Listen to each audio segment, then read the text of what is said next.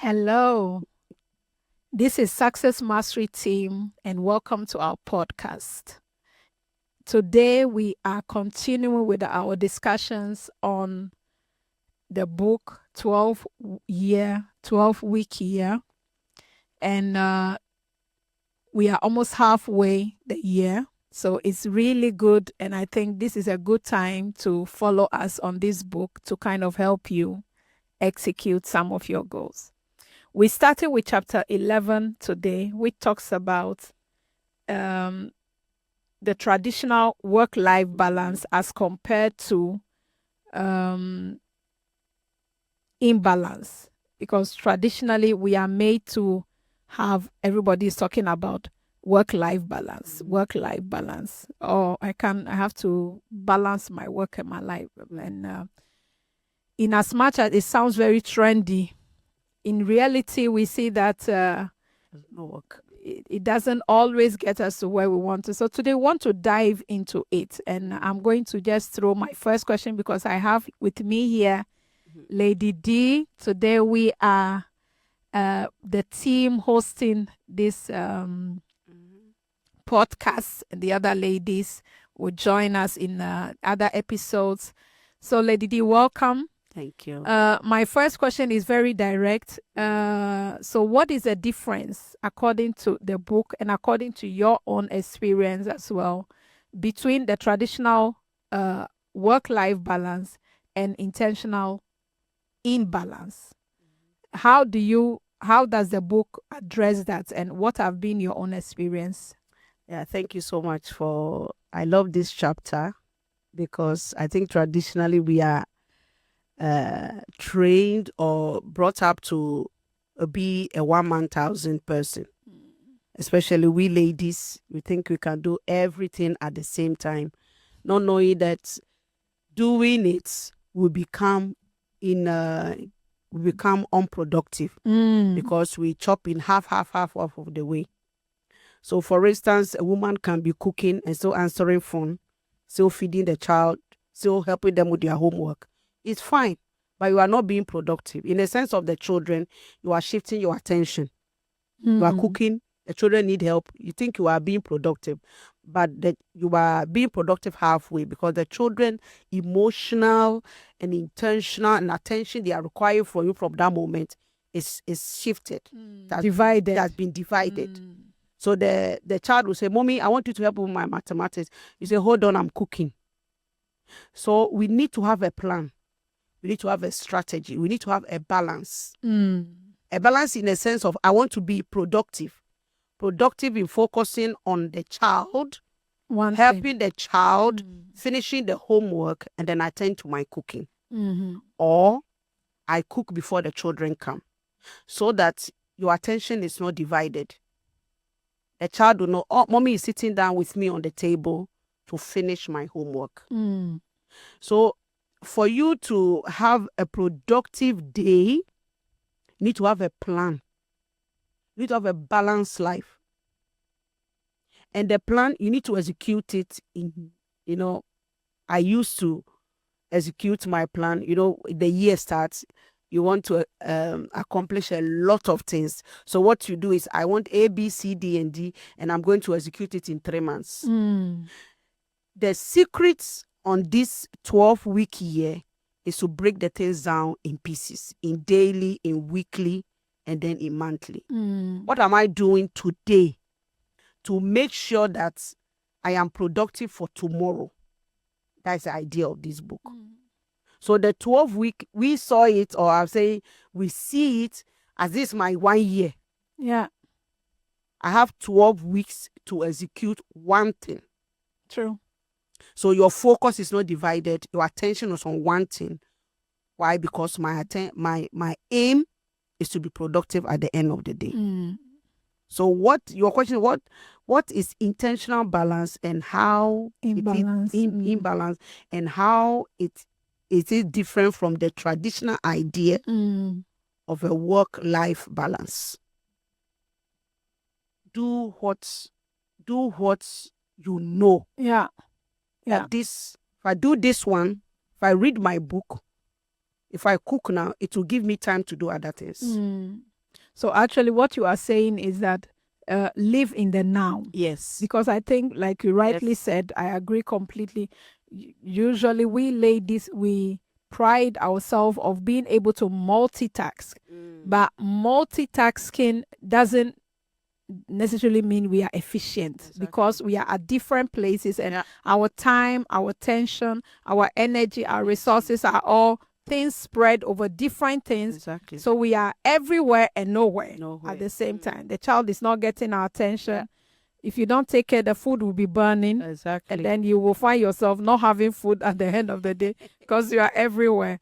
Yeah. And so the intentional imbalance, just like you said, is intentionally choosing for one thing, knowing that, okay, the rest will have to stay there for now. I'm not attending to those, but at least my focus, energy, everything is intentionally set on this to get this particular thing done. And then when I finish, I will go to the next one. Wow. That is so great. And it frees us of unnecessary stress. I can tell you, I have tried multitasking, and it didn't yield so much results. Why? Because, like you rightly said, you are everywhere and nowhere. Jack of all trade, master of none. This is really a true saying, and it's right. Jack of all trade, master of none. And the key is to be master of at least one at a particular time. Exactly. So stay in the moment and do one thing at that time. Awesome. And can I chip this one in? Yes. It's not compulsory for you to do all the things you put down that you are going to do of the day. Because you need your energy and you need your sanity too at the same time. So don't be too hard on yourself that all the things I said I was going to do today, I'm not able to do, and you become stressful. It's okay.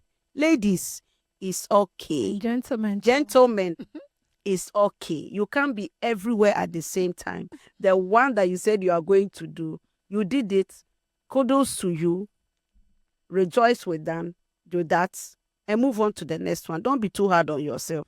Yeah, I think, and that leads me to our second question, because sometimes society expects that also of us. And the question is, why do you think so many people feel overwhelmed trying to balance every area of life at the same time? So when we talk about every area, we're talking about spiritually, physically, emotionally, financially, like juggle everything together. Why do you think this feels so overwhelming, or can feel so overwhelming to many people? I think it's a pressure. The pressure of you thinking, I have to have everything together. I have to have my spiritual together. I have to have my physical together. I have to have my marriage together. I have to have my business. My children must be. It's a pressure that society put on us. At the same time. At the same you have time. to have it all together at the same time. All together. It must be good. So we put on a facade that I have to make sure my home is in perfect shape. Or at least look like it's in perfect shape. Yes. I have to make sure that everything around me represents what I think in my mind. It's not possible. It's not. That's why is the imbalance thing we are talking about is very, very important. They cannot all be perfect at the same time. At the same time, you may be working towards it step by step. Because you have a goal, you have a family goal, you have a business goal, you have a personal goal, you have your marriage goal, and you are working towards it. Not all of them will be at the same time the way you assume it has to be. But one thing is, sometimes we let the society put too much pressure on us that we even lose focus on what we want to do.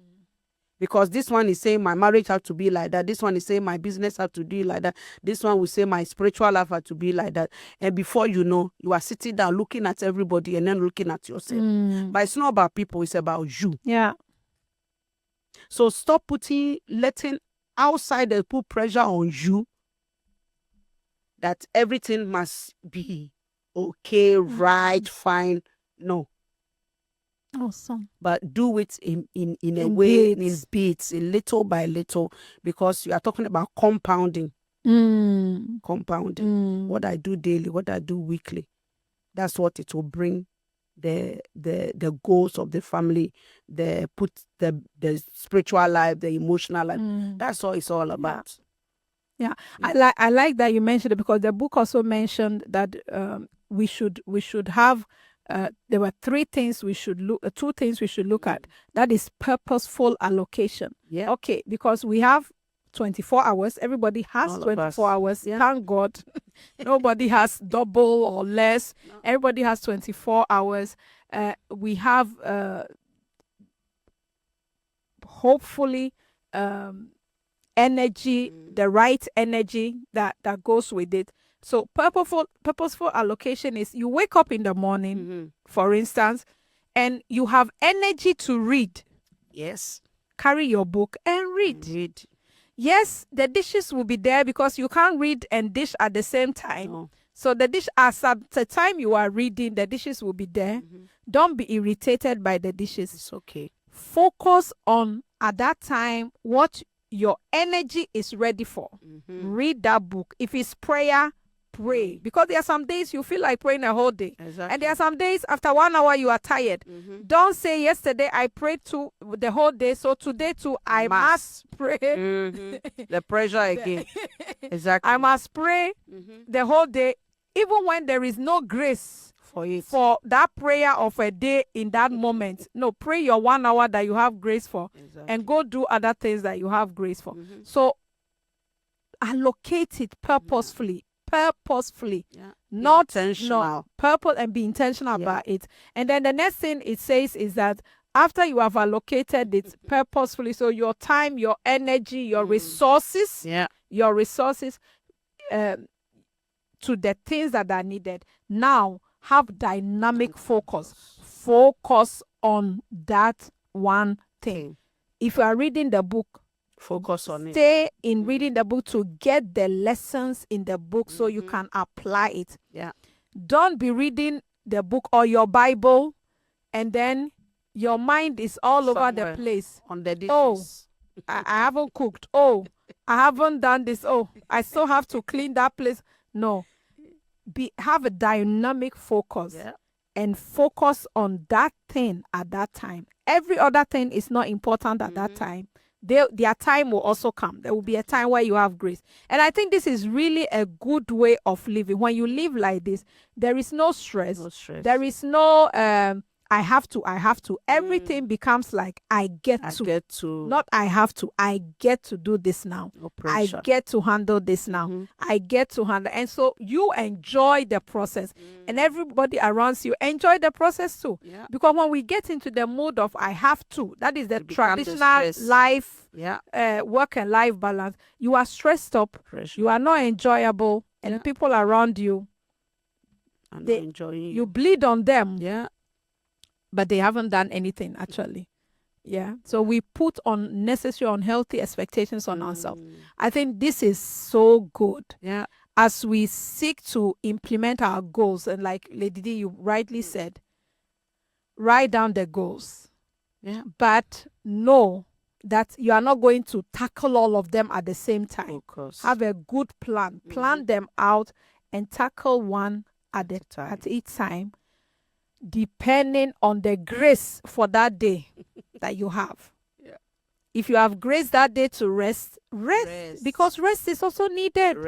Because when you are well rested, tomorrow you have energy for something else. Exactly. So yeah, and there is no competition in that. I can't say because Diana is doing 4 things, so me to have to do 4 things. No. The only competition Diana's grace is not my grace. That at that time, Diana's energy at that time for that particular assignment may not be mine. Yeah. So yeah, stay in your lane. Allocate the right time to the right thing depending on what you say you're doing and how you are graced for that day, and stay focused. Don't be distracted. Have you seen sometimes we say we are doing, like for instance, say I'm going to work out today, I have energy to work out. As I woke up, I feel like working out, Yeah, I want to work out. I am. And then I hear, oh, Dana is going to the restaurant. And suddenly, the plans change. suddenly, my workout, the Grace for workout, I've filed it. And I'm also going to the restaurant. Exactly. Listen, that we won't get to our goal like that. So focus is really, really important. Yeah. And yes, distraction sets in. But when we plan it this way and know that there is intentionally we must strive for imbalance. Why? Because we want to focus on one thing at the same time. We will enjoy the process. The process will not become tedious and burdensome. It become really enjoyable. Yeah. Very true. Awesome. Thank you so much. Thank you I for think having me. for that chapter, viewers, if you have any questions, we still want to refer you to the book. Go there and get your nugget. But if you could do these two things on chapter 11, it will go a long way to help you in achieving your goals. Before we round it up today, we want to let you know that our event, our very first one this year, I think, our second one this year. Yeah, we already had one in the beginning of the year. So our very second one this year is happening on the 15th of November. It's just going to be also getting us ready for the ending of the year's ending is strong, and so that we can start 2026 by God's grace, hopefully stronger. So get to our website, our social media platforms, and get your tickets. It's happening. And this time we're talking about collaboration, synergy. Wow. Now, I think as the process goes on, we will kind of spell out what synergy is all about. It's just saying that the totality of everybody bringing their bit is always greater than one bit functioning. So we need everybody on board. And this time, our focus are on professionals. Are you a nurse? Are you a doctor? Are you an accountant? Are you a business owner? Are you an engineer?